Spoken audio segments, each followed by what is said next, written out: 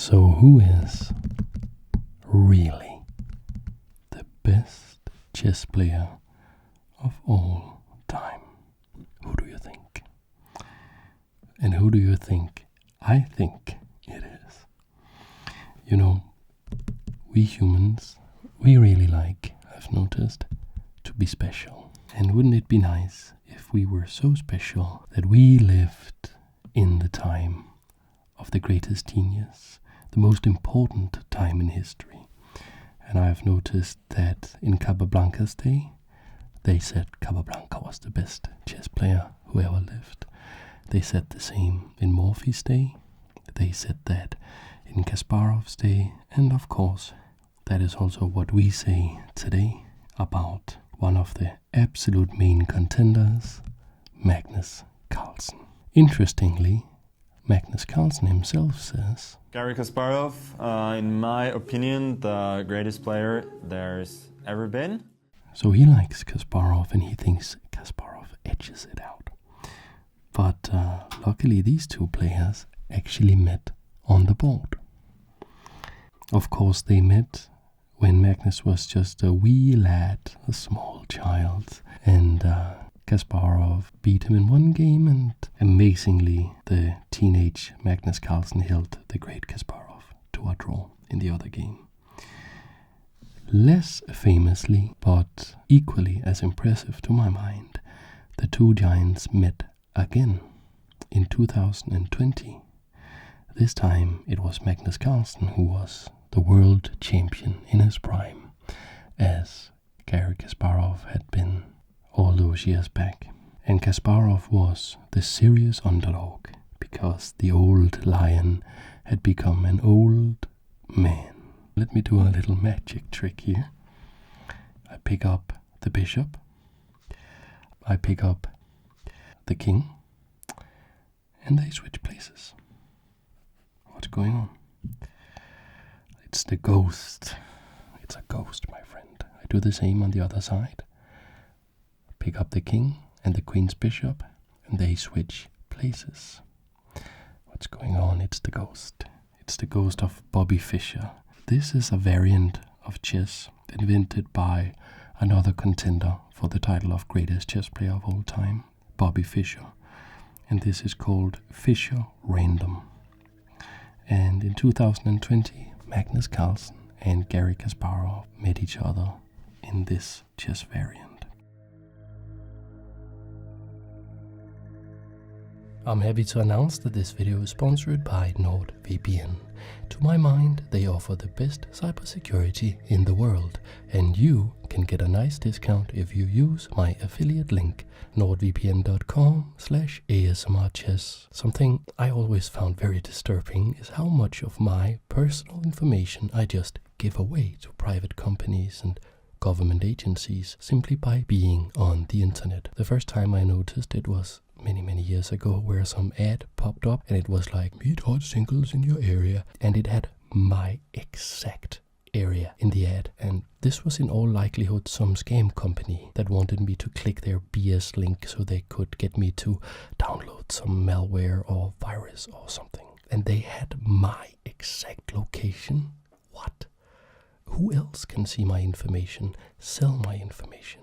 I like being able to get a recommendation for a place to eat near me when I'm hungry, but I want to be in control of that myself. I don't want whoever has the technology or the money to pay for it to be able to manipulate me to whatever end they desire. And with NordVPN, I can just turn it on and off. One click, and suddenly whoever is watching will think I'm in Canada or wherever I want to be. It's like I'm taking the power back. And it's not the only thing NordVPN does for me. Threat protection protects me against malware. I am protected against hackers if I'm on a public Wi-Fi, and it's lightning fast. I literally can't tell the difference between when I turn it on and when I turn it off. And finally, one subscription covers 5 devices. I have a Windows PC, an Apple laptop, and an iPhone, and NordVPN covers all of them seamlessly. So if you want to be safe on the internet, go to nordvpn.com/ASMRchess and get the 2-year plan, because then you get 4 additional months for free. And it's risk-free with Nord's 30-day money-back guarantee. So should we take a look at the game? Garry Kasparov had the white pieces, and he opened with pawn to d4. How nice is that? So it is a Fischer Random position, true, but only two pieces have switched place. So we can play this almost as if it was a normal chess opening, and we see pawn to d5. And so all the benefits of chess and none of the problems with opening theory that has been studied and studied and studied, because the players had only seen this position for the first time in their lives 3 minutes before the game. 3 minutes they had to think. And impressively, Kasparov had already figured out a little bit of opening theory, because here he played the best move, as confirmed by computers, the meek-looking pawn to e3, which you will very often you will see this move in conjunction with pawn to c4 in normal chess. But you will play this later, because it is in normal chess, it's not so ambitious. Because in normal chess, this bishop would be over here and would be hemmed in. And the reason it's the best move in this position is that now we have these two bishops already able to slice out into the game. Quite impressive understanding of all the different moves Kasparov found the right way already. Knight to f6 by the great Magnus. Knight to f3 and pawn to e6. Black just copying white here, waiting for Kasparov to show his hand. And that's what he does. He plays pawn to c4. And this is basically the queen's gambit declined. If you switched the pieces back on the back rank to their original, like normal starting chess, this would be a completely normal chess opening. In fact, it is an opening I play. So how cool is that? And how cool is Magnus's idea here? Pawn to a6. So I hope to make more videos and explore who the best chess player of all time is, and not just say, I like this guy, or this guy plays the best chess according to the computer or whatever, but examine the different kind of arguments the different kind of players and their fans would have. Why does some people believe Paul Morphy was the best of all time? Why do some people say it's Capablanca? Even Magnus really likes Capablanca. His prime was 100 years ago. How could you play good chess 100 years ago? What was that about? But in this game, we will take two of the probably strongest contenders, Magnus and Kasparov, and we will look at this game they played just 2 years ago at the time of this recording to see how that panned out. And this a6 move is very, very, very subtle and very, very cool. And Kasparov missed the idea and was very unhappy after the game because he played knight to c3. It's a very normal move in the queen's pawn, opening the queen's gambit. Very normal move, knight to c3. But there is a problem. The king is not on its usual square. And now black can equalize with a forcing sequence. The correct move would have been queen to c2. And we will see why that would have been a good move. Because queen to c2 would have made the following sequence impossible. D takes c, like so. Bishop takes c. And here comes the point, c5. And here, black is already fine. White's opening advantage. That means the fact that white goes first and gives white a bit of an advantage, a bit of an initiative, which is very relevant if you are a super grandmaster, world champion caliber player. That has been completely equalized now. The position is just equal. If the knight hadn't been here, had been back, and we would have had the queen here instead, you can see how this move would not have worked, because we could move this bishop, for instance, and now we could expose a potential attack, and it would be a very nice position for black. But alas, Gaza, as his friends call him, Kasparov had played knight to c3, not queen to c2, allowing pawn to c4. And here we see Kasparov break some rules. You know, don't move the same piece twice in the opening, don't capture away from the center with pawns, and that's what he does. He plays pawn takes, pawn on d, takes c5, which seems rather bizarre. Now he can help development. Now the bishop can come in and capture and just help. He's just helping black. Why? Well, if he says, I don't want to do that anyways, I will play queen to c2 and correct my mistake from earlier. Well, now the problem is, after pawn to c5, now the queen, black's queen, can come to c7. And actually, black is now threatening to capture here and expose a discovered attack on the bishop. Which means that in this position, the best move would be to play d takes c anyways, again helping the bishop come out, but having given a bit of a concession, allowing black's queen to come to a square that it really wants to go to. So being possibly the greatest chess mind of all time, Kasparov realizes his mistake and does not let pride get in his way,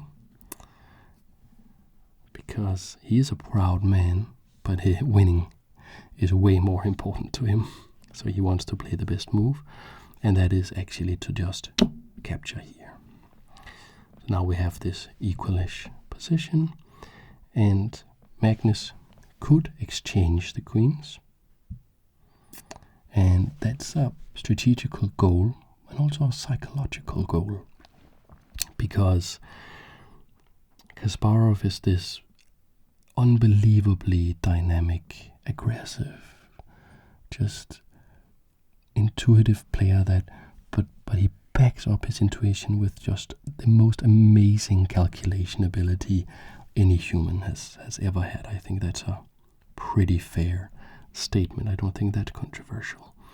And allowing him to have queens on the board is very dangerous, because he can, in so many famous Kasparov games, he just comes out of nowhere, sacrifices 3 pieces, and just checkmates his opponent, sometimes right out of the opening.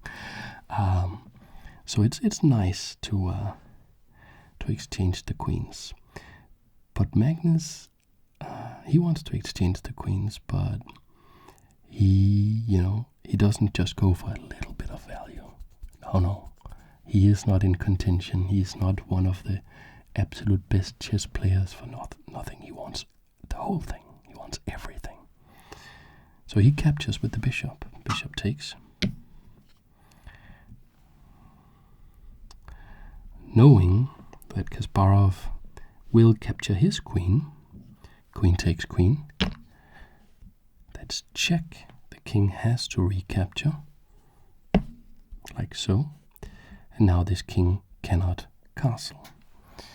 But where Kasparov is this unbelievable tactical dynamic, aggressive genius.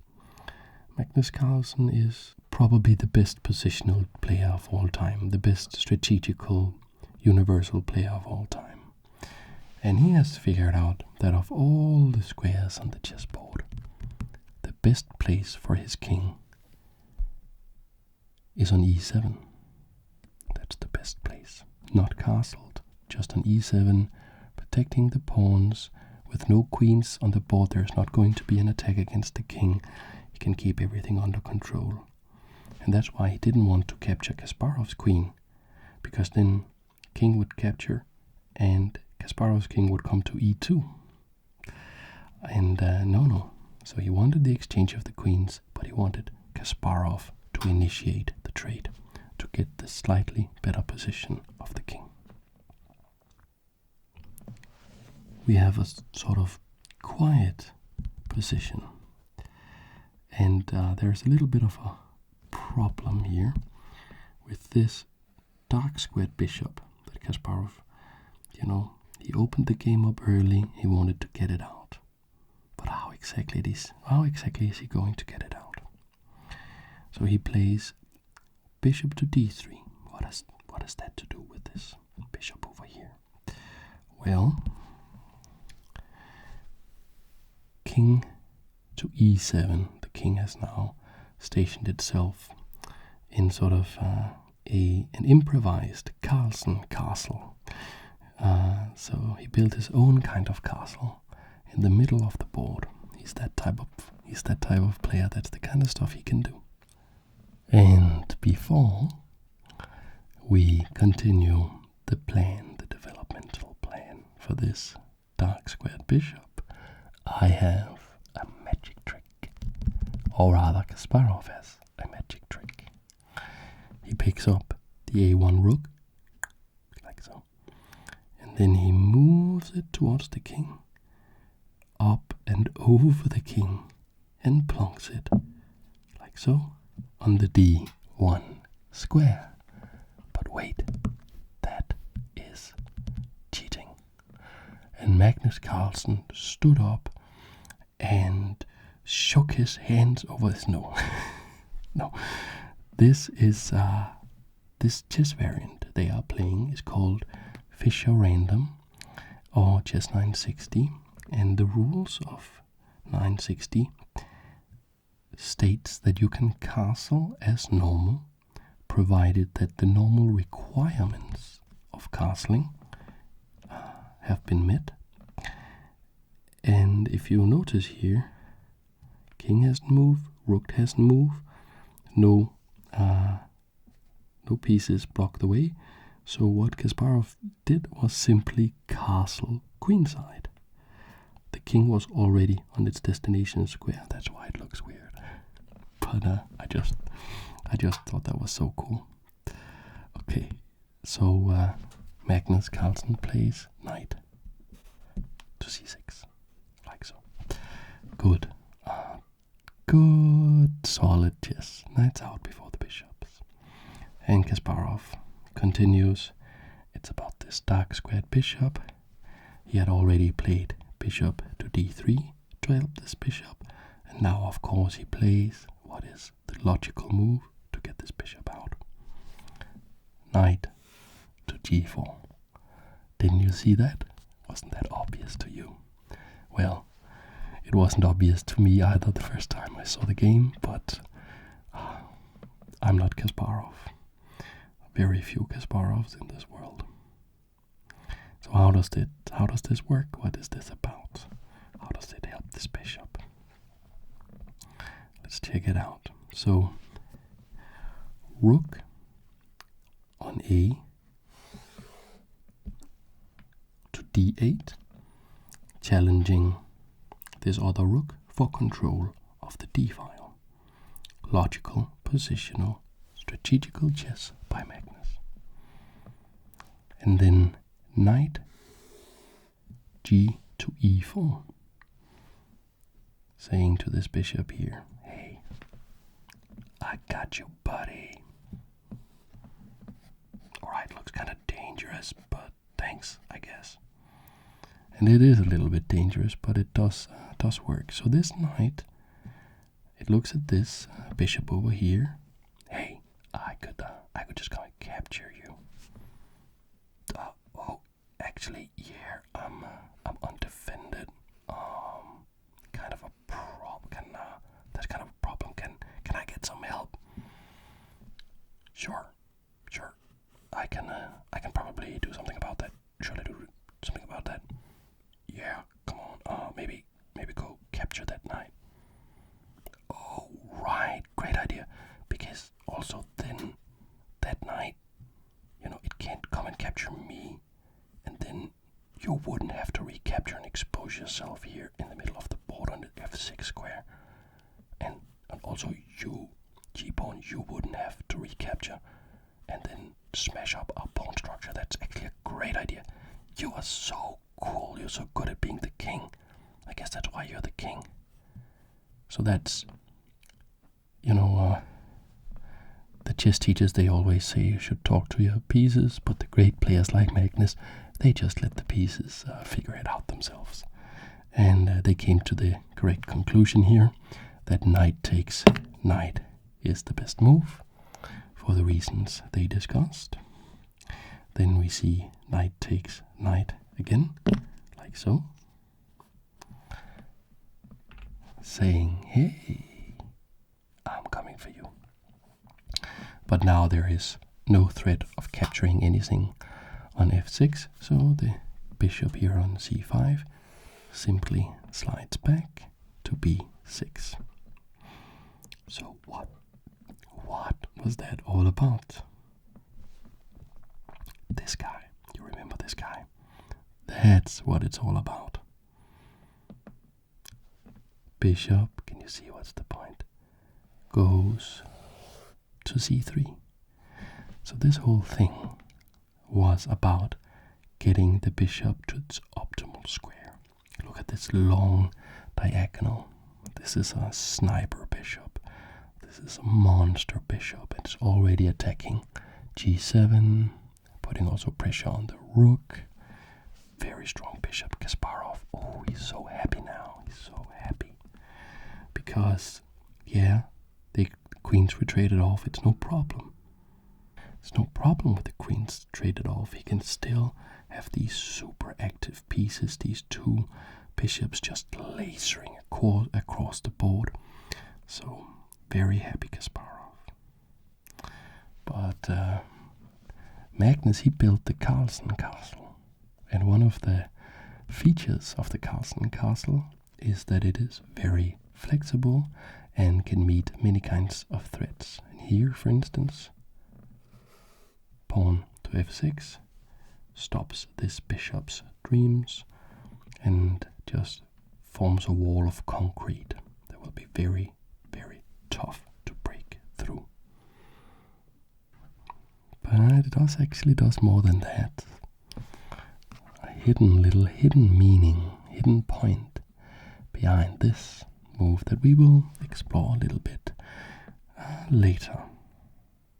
And here we see the contrasting style of the attacking genius Kasparov and the solid positional strategical genius Magnus Carlsen.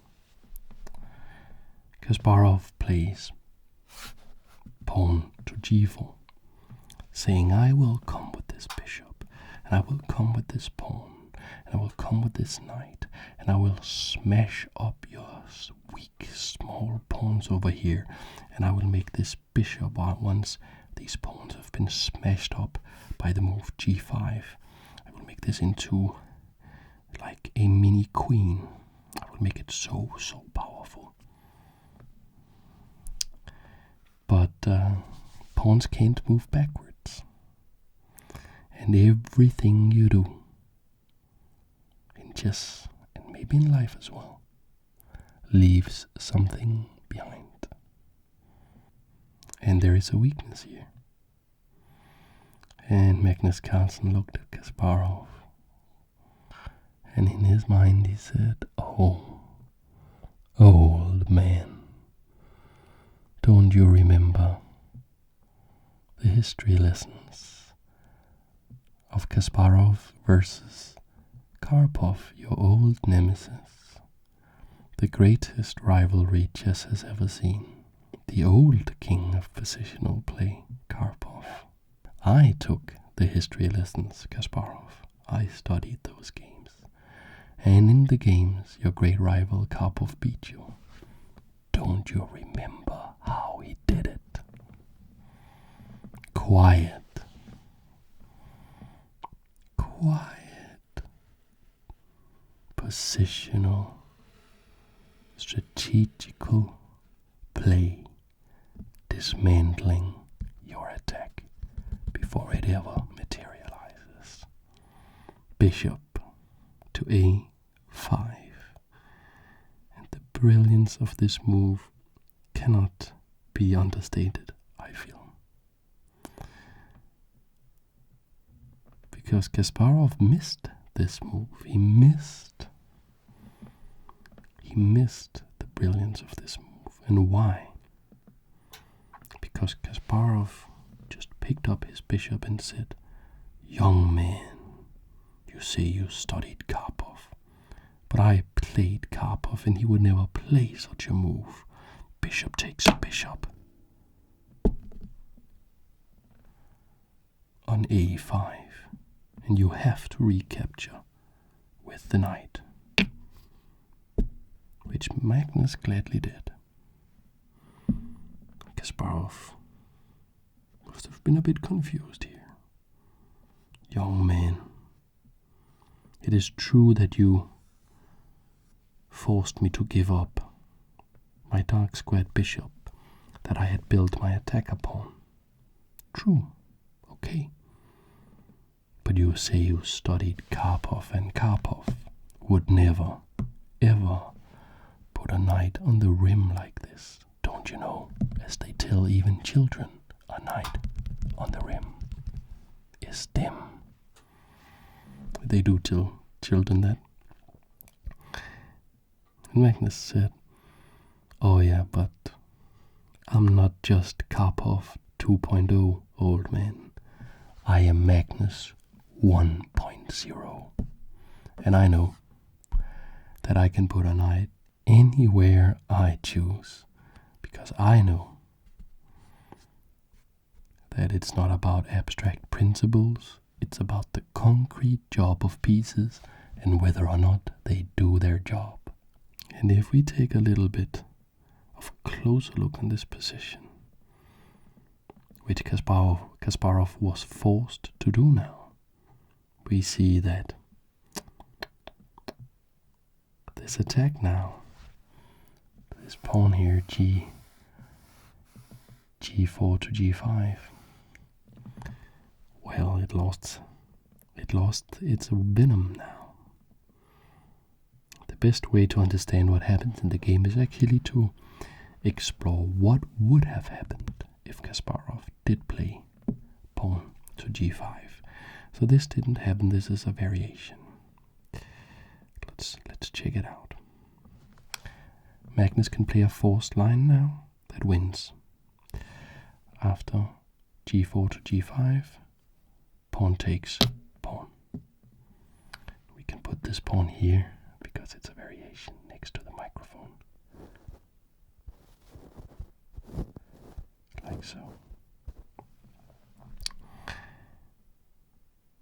And now this pawn is attacked by this knight, but it can be defended. So if Magnus gets a chance to play pawn to h6, then he will just be up a pawn with a just absolutely dominating position for no compensation. So the only move is to play knight takes pawn. We can put this pawn in this variation near the other microphone. Like so.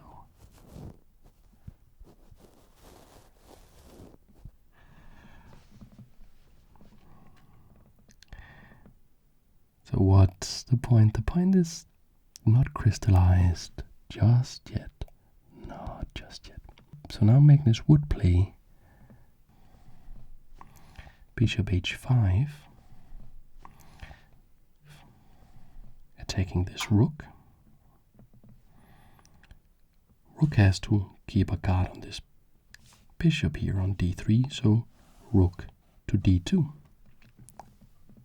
Magnus will then play pawn to h6, asking a question of this knight.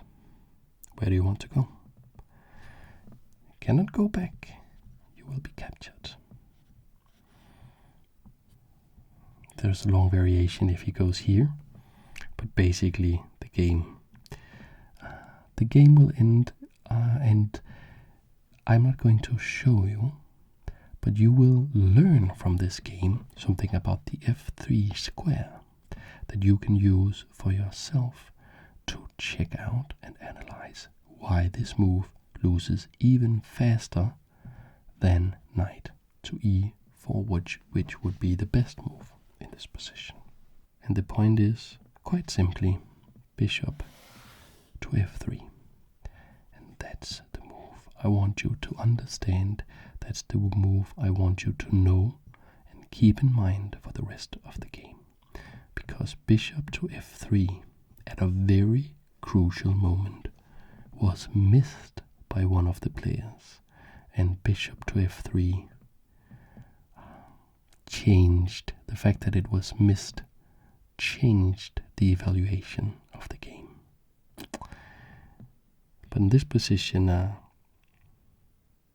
this is all quite straightforward, and the rook is of course attacked. Rook to g1, and here is the trick.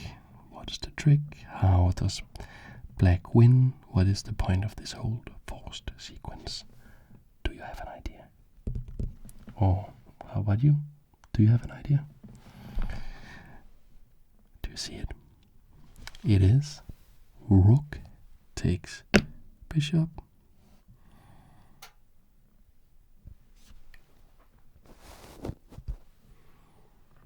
forcing rook takes rook, and then we see bishop takes knight. So we win 2 pieces for the exchange.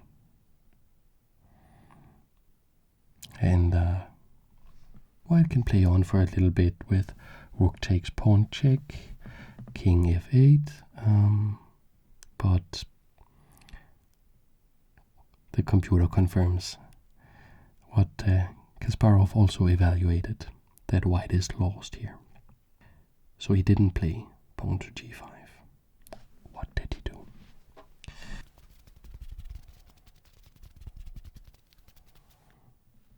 So based on all that, Kasparov could see, okay, it doesn't work, and this bishop will be a problem, it is exposed. So I will play bishop to c2 so that I can be ready to play g5. And this was the retreating move that the great Magnus had waited for. So now all his pieces could spring into action. We see bishop to c6. Now, that is the bishop that Kasparov had hoped to have on c3. But it wasn't White who had it on c3, it was Black who had it on c6. Slicing across the board. Already pinning this knight to this rook. So the rook moves to g1. So the knight is now free to move. Also the rook here on g1 supports Kasparov's plan. He's trying to justify this move here, g4, and he will try to justify it by playing pawn to g5. The positional genius of Magnus Carlsen simply not letting that happen. Magnus has time now to take the dim knight on the rim and put it on c4. What is it doing? Well, you know, the knight is supposed to be dim on the rim because it can't, it limits here, it limits its mobility here on the rim. It only has 4 possible squares it can go to. In the corner it would only have 2, but towards the center it becomes an octopus, and it has 8 octopus arms that can exert influence in the center of the board where the action is taking place. So it wants to go to e5 this knight. It has time now, but only now, only after Magnus absorbed and deflected the wild attacking energy of Kasparov. Kasparov wants to push this pawn. That's his whole plan. If he can do it, he can maybe survive. If not, this will be very, very tough. And he plays a counterintuitive move, but correct move. Rook takes rook, like so. And why would he do that? Because Magnus, of course, plays rook takes rook again, like so. So why? Why would he trade off an active rook only to activate a passive rook on the h8 square? Because now he can play pawn to g5, and there's no rook takes rook here where the other rook would have to come and capture. You can check it out for yourself. There's a lot of variations, but rook takes rook was necessary. Also because of this knight potentially looking at b2, this bishop can come in and capture here. There's a lot of things going on there, but that was necessary. Now Kasparov can play pawn to g5, and all would be well with the world for Kasparov if only Magnus would play pawn takes pawn. But he won't. He plays pawn to f5, chasing away this knight. Kasparov plays the best move back to c3. But the aggressive Kasparov is confined to the first, the second, and the third rank on the chessboard. He has one measly pawn on the 5th rank. One pawn has crossed into Magnus's territory. Not particularly impressive. So where did the attack go? And what can Magnus do now to win the game in one move? And I think that you know, or maybe you know, because I think I told you earlier. There is a strategical principle that even the great Magnus missed in this position. Bishop to f3 would end the game. So it is a little tough maybe to understand why. Because he's not checkmating with this move. He's not winning a bunch of pieces. No, not at all. No. It's Magnus Carlsen. That's not how he wins the game. Not when he plays against really strong players. No, he's just saying, it's your move. And what are you going to play? You don't have any moves. And I think that against most players, Magnus would have found this move. It's such a Magnus Carlsen move. But he outsmarted himself a little bit. So with the bishop here, now this pawn can't move. That also locks, then this pawn is locked, because it would need the pawn here to protect it when it moves forward and try to fight these pawns. And there's just no way to come up with a plan or a move for white. White is confined on these 3 ranks, and black has free reign to just find the best way, can spend as many moves as he wants to just slowly advance his pawns, his king, his rook, get the knight in the perfect position, probably on e5. Done. Over. He can spend 40 moves. That's what Magnus does. You can say, maybe can you challenge this bishop? Chase it away, maybe rook here. No, problem is knight e5. You capture, even if you give up the exchange, I come in with a knight on this square, even stronger. The knight on this square would be even stronger. Magnus Carlsen in this position didn't play bishop to f3.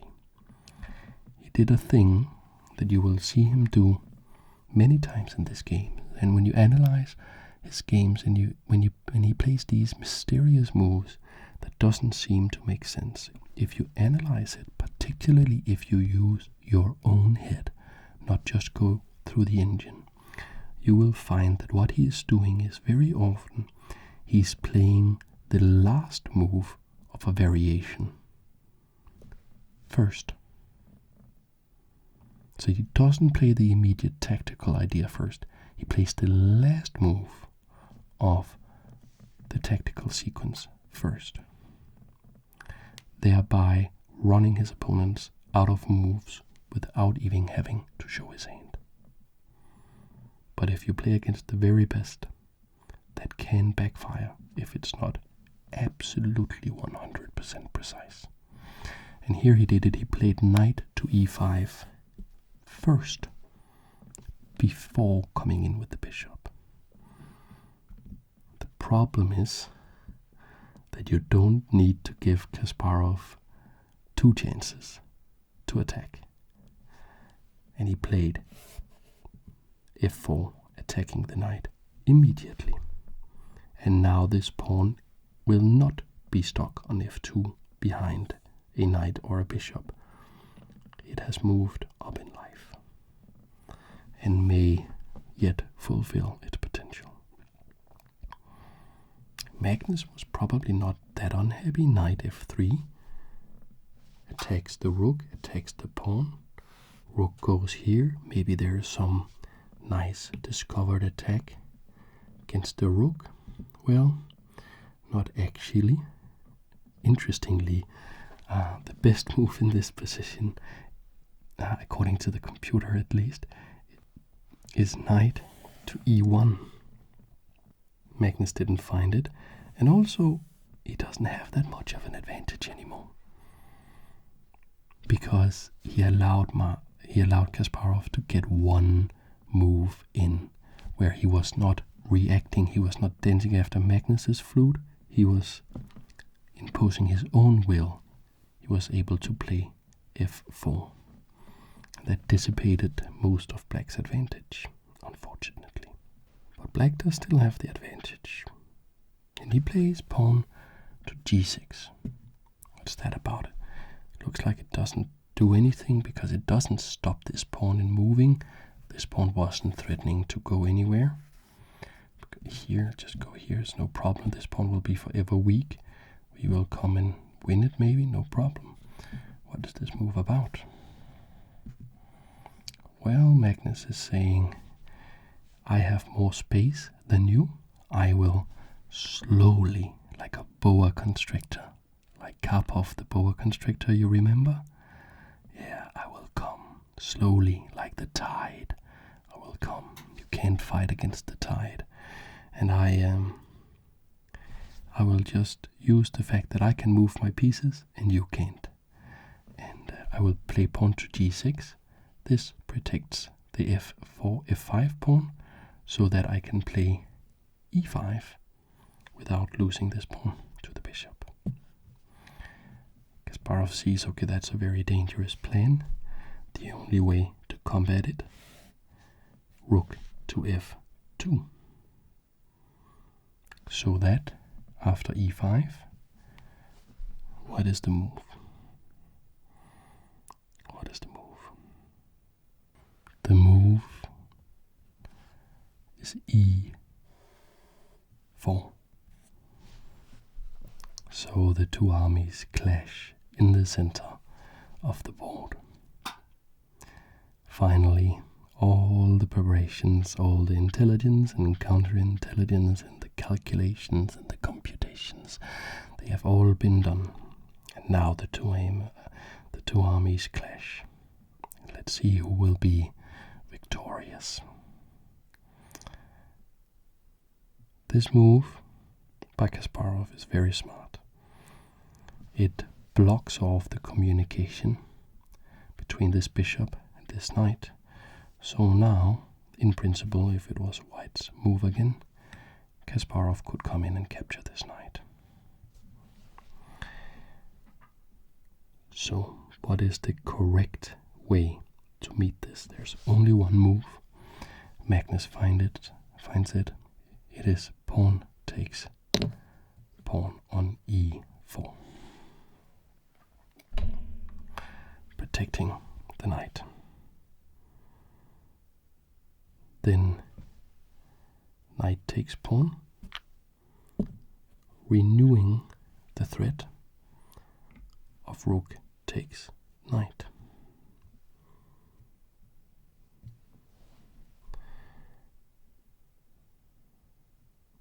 So the knight moves out of the way and goes to d4.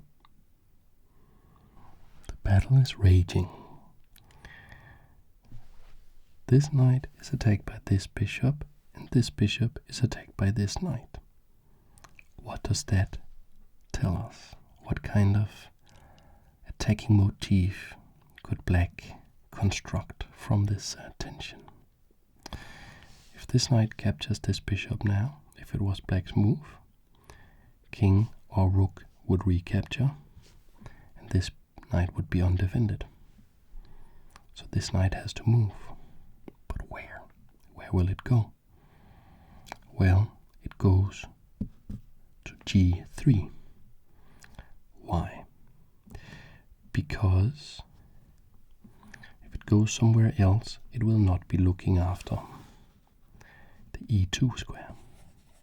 Why is that important? If it had gone somewhere else, Magnus could have played pawn takes pawn, and that pawn would have been immune because rook takes pawn. Do you see it? Do you see it?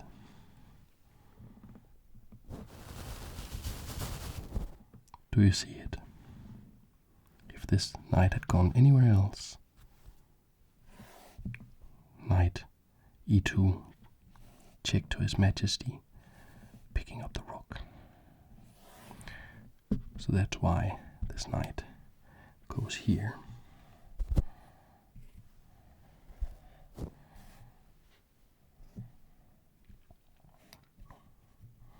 To look after the e2 square.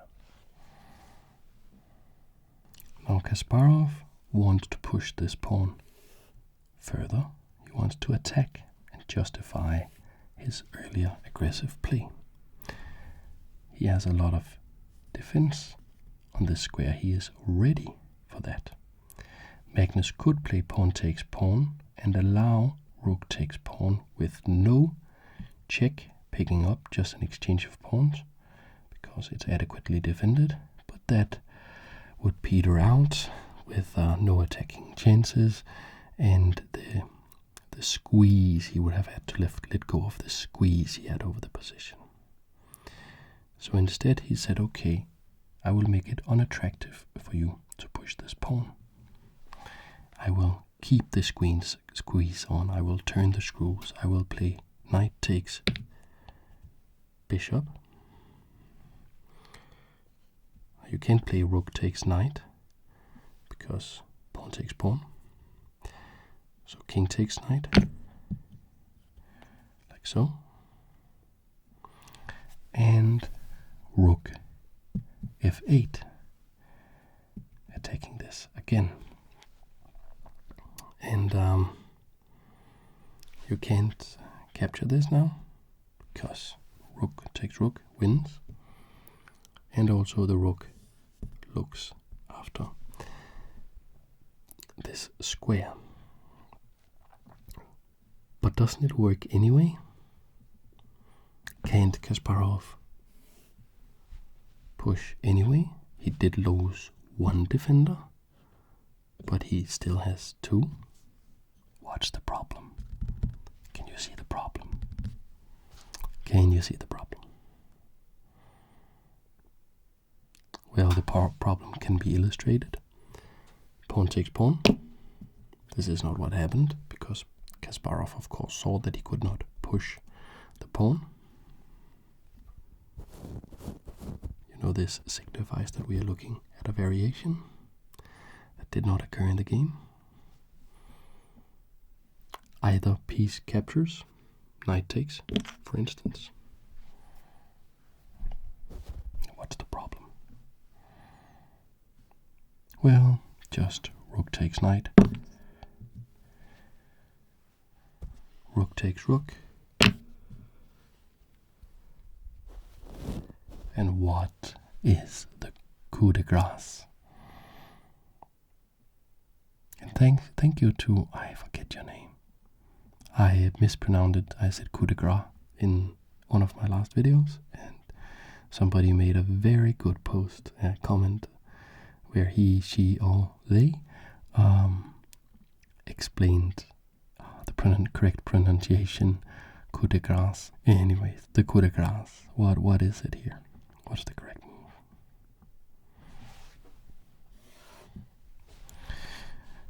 Bishop e4 check.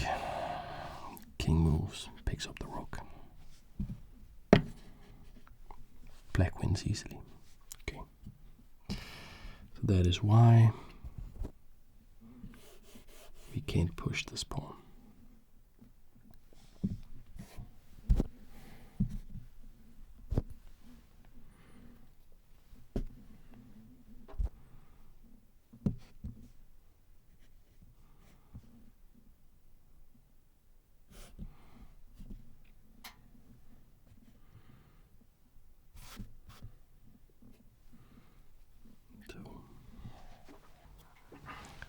Kasparov cannot push this pawn. If he cannot push the pawn, and he cannot capture this pawn because of the pin, he has to defend the pawn. So the great attacker once again has to defend. So another reason for putting the knight on g3, because it can go to e2. Don't worry, I got your back. You do. It seems like we're in a sticky situation, guys. No, I got you. Right. No problem at all. So that is the talk of the camp, of the forces at this moment in time. This is one of these situations where Magnus Carlsen does the Magnus Carlsen thing, and he plays a move at the end of a variation, the end of a tactical sequence, but he plays it at the beginning. He plays the justification of the tactical sequence before he plays the tactical sequence. He plays king to e6, the best move in the position. Why? Well, you can see that now Kasparov plays king here, king d2. He wants to come over and help. The king, a true leader, of course. A true leader is not just somebody who sits in an ivory castle somewhere far away from the consequences of his decisions or their decisions. No. A true leader joins the fray, and this king is about to come and help the poor pawn here. And now, bishop b5. So, what's that about? Well, it's a tactic called removal of the guard. So Magnus wants to come and capture, and this. Then the king would have to capture, and then we could capture this pawn here because we would remove the guard. What does that have to do with king e6? Well, if he had played bishop here first, Then knight c3 cannot be captured, and if you try some funny business like coming in and capturing with the rook here or anything like that, then let's just say here you get a nasty surprise. Knight to d5 check, picking up the rook. So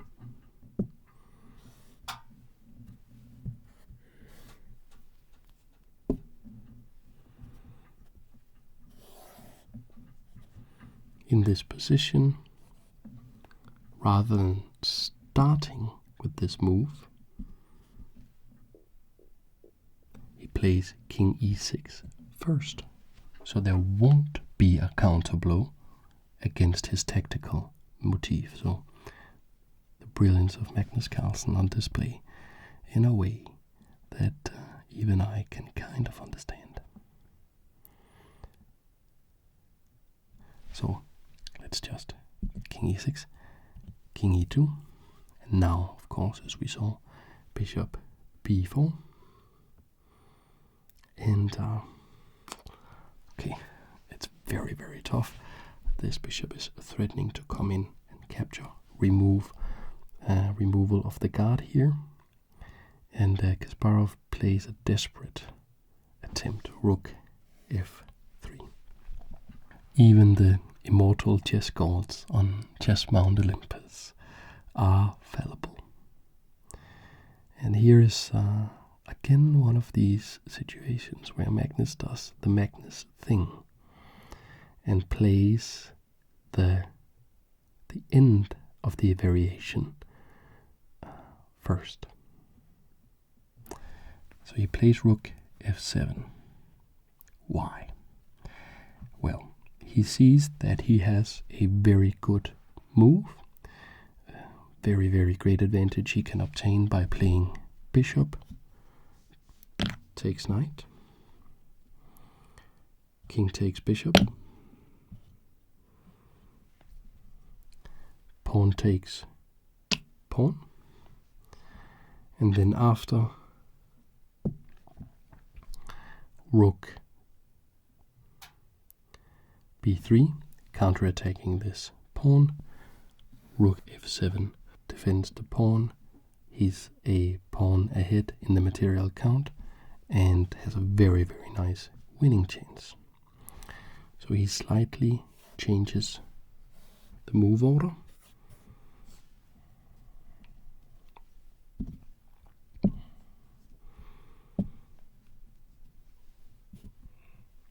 By playing rook f7 first. Once again, just trying to anticipate any counter blow and run his opponent out of moves. But that was a mistake. That was a mistake. Why? What did Kasparov play here? The old lion. To show that the debate will not be settled so easily, at least. What did he play? Can you find it? It's a nice move. And it's not rocket science. Sometimes you can, outcalculate yourself. It's good to outcalculate your opponent. It's not good to outcalculate yourself. Rook e3. That's a problem. Now you cannot capture with the pawn anymore. That is illegal now because it's pinned to the king. Okay, you cannot capture this pawn because it's defended by the knight, but you still have the plan, right? Still have exactly the same plan. You play bishop takes knight, right? That's what Magnus played. Bishop takes knight, and now it's forced that he does it because the problem is a little word called Zwischenzug. You heard that word before? It's a German word. It means in between move. Zwischenzug.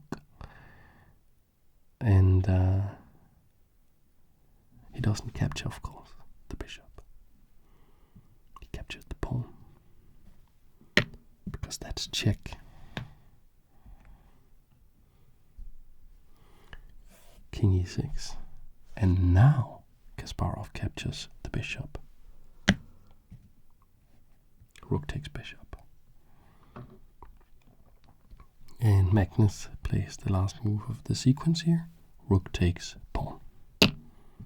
Like so. And the dust has settled on the chessboard. Okay. So, what does this mean? 2 pawns versus 2 pawns.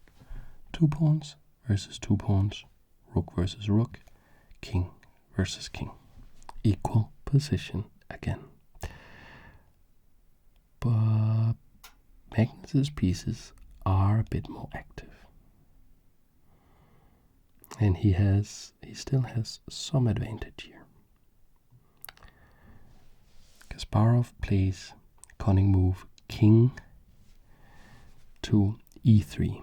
It looks like it's about attacking this rook. It's not. This rook was going to g4 to attack the g5 pawn anyway. No. This move was made in recognition of the fact that there was no way to defend this pawn, and he would go a pawn down again anyways. No, he wanted counterplay. And with the king out of the way, he can now play rook to d2, and that is check. King e6. Now that the king has been forced to move, Kasparov plays rook to c2, so that after rook takes pawn, rook c7, forking these 2 pawns. And can the old lion hold the great Magnus Carlsen here? Or will the tide, the inevitable tide, overwhelm Kasparov's defenses? Magnus plays the best move, of course. Bishop, rook to b5, defending the pawn, saying it's okay, you can come and capture my h pawn here. And Kasparov does so. Rook takes h7. Because they are both businessmen, both of them. Kasparov has many businesses, and of course famously Magnus Carlsen just sold his Play Magnus group to chess.com for some $80 to $90 million. So they're both businessmen, and they are now engaged in the art of the trade. Who will get the most beneficial trades? They trade the pawns. So 1 pawn goes here and 1 pawn goes here. Rook takes b2.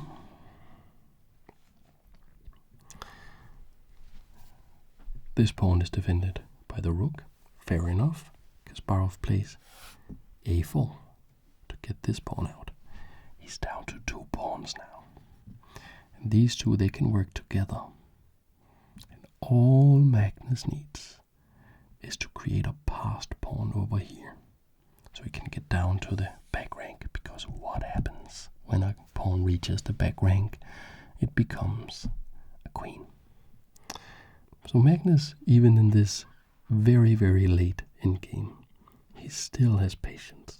He still has loads of time. He plays a5, just saying, no, you're not going anywhere. I will keep you right there. Crap. Did as best I could. Don't worry. Stay strong. We will prevail. Really? Like, prevail? Like, look at this.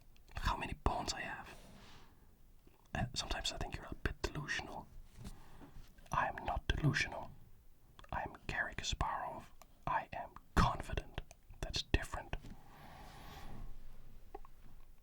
Could you imagine if they did that on the board? Oh, that would be hilarious. Anyways, Kasparov plays h4.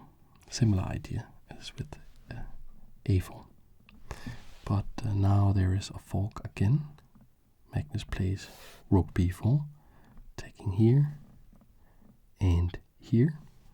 Kasparov plays tricky move, rook h6, saying, okay, if you come and capture my pawn, I will come and capture this pawn with check. And here, in time trouble, in the very, very, very, very late stage of the game, the great Magnus Carlsen did not find the clear winning move. And I say clear in the sense that if you are Magnus Carlsen and you hadn't just had an epic battle, and if you weren't fatigued from fighting the great Kasparov, you would find the move that looks weird to me, but is the winning move here. What is the winning move? Can you see it? I don't think you can. Like King d7. Does that look like, oh yeah, obviously that's the winning move, going backwards with the king. But that's the winning move. Saying, well, really, you're not actually threatening that much to win this pawn, because I'll just go and grab this pawn. And what this is really about is that if the king here is close enough to these pawns, he can help them overcome this pawn without losing to some tactic from this rook. And then one of them will come here and queen, become a new queen, and with the queen you can win the game. But Magnus didn't play this move. He played one patient move too many. And he wanted to protect this pawn. He played king f7. Why not king f6? Well, because now this pawn is pinned. So h5 would lose this pawn. And what's kind of ironic is, even after king f7, Kasparov played the only move here.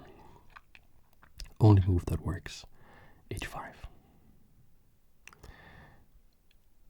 And now it must have felt horrible for Magnus.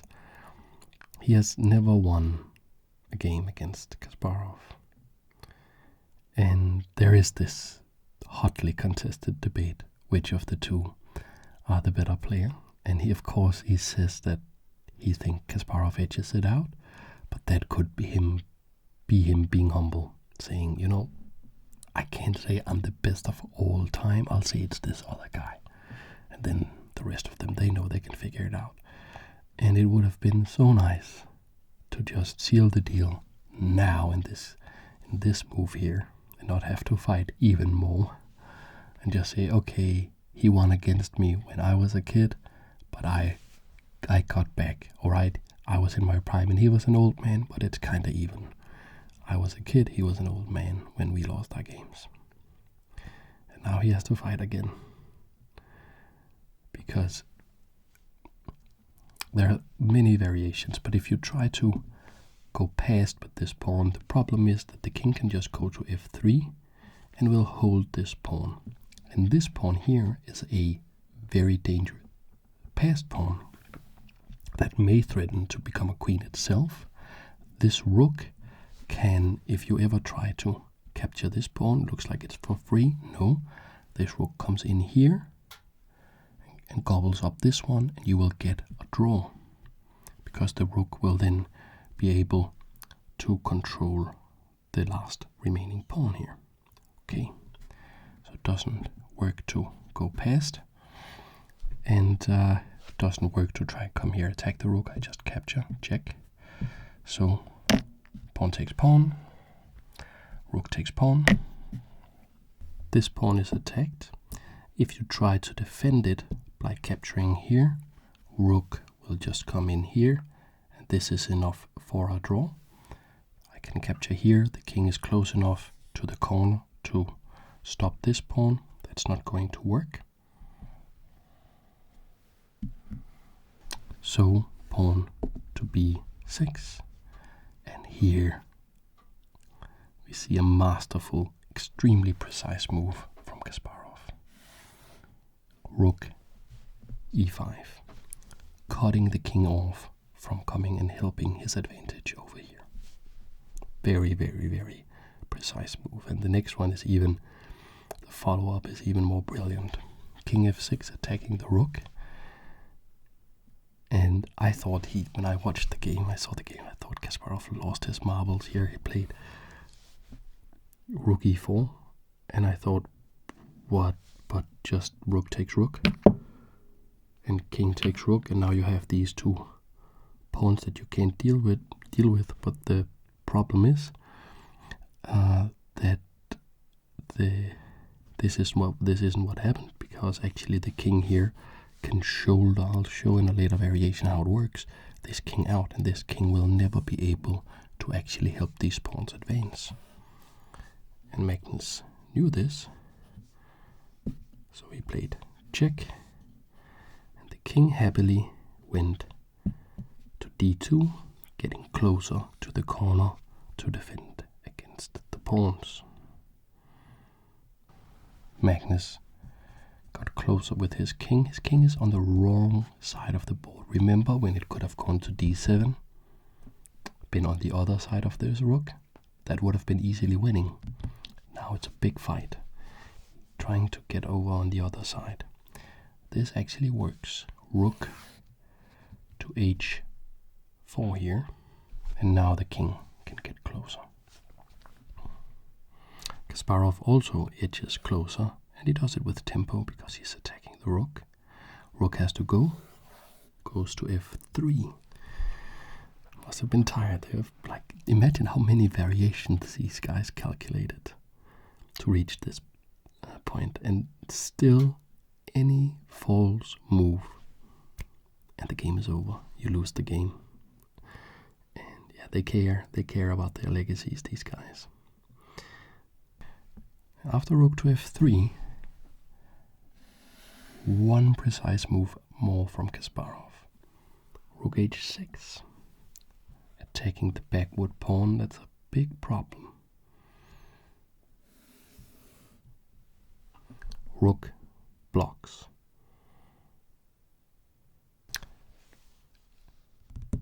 And we saw something similar earlier with the rooks in different position. The rook had to come here to guard this pawn, but now Kasparov plays rook takes rook. And we see king takes rook. And how do you do this? How do you do this? So you would think that you would want to run towards your pawns. Not Kasparov. He's not trying to win this pawn. He's not trying to get into the corner. He plays king to e3. Magnus hurries towards his pawns. King to e5. What's the move here? What does Garry play?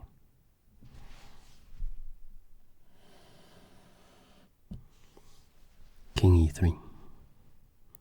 And here the two kings face each other in the middle of the board. Their eyes meet.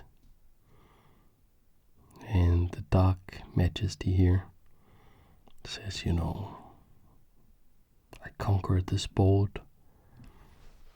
I am on e5 here, proudly in the middle. You are merely on e3. I have forced you back. Your army has been reduced. Look over there. Yeah, that's my guy. Yeah. It's just a single lonely soldier. I have two left. I have played this game better than you. And the white king says, well, I don't really think so. So you can have the material and the extra pawn and all your little trophies. But maybe we both do well to remember that we can't take anything with us when we leave, and after the game, the king and the pawn go back in the same box, legacy or no legacy. And you can't beat me. You can't beat me. And they played out some more moves to demonstrate.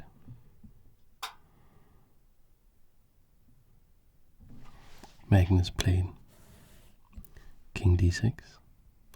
And here you see the shouldering technique I talked about earlier. Kasparov grabbed something called the opposition, not allowing the white majesty a way forward. He tries here. Again, he grabs the opposition. And Magnus says, okay. Pawn to b5. Pawn takes pawn. That's check. Magnus put Kasparov in zugzwang with this move. Notice that Kasparov can't go here, defended by the pawn. It's not possible. So he has to go here. He didn't, because the game ended, because they agreed on the evaluation. But just to show, the game ended here, but if they did play on, Kasparov would have to go here. Magnus would take here. Kasparov goes here. And no matter what you do,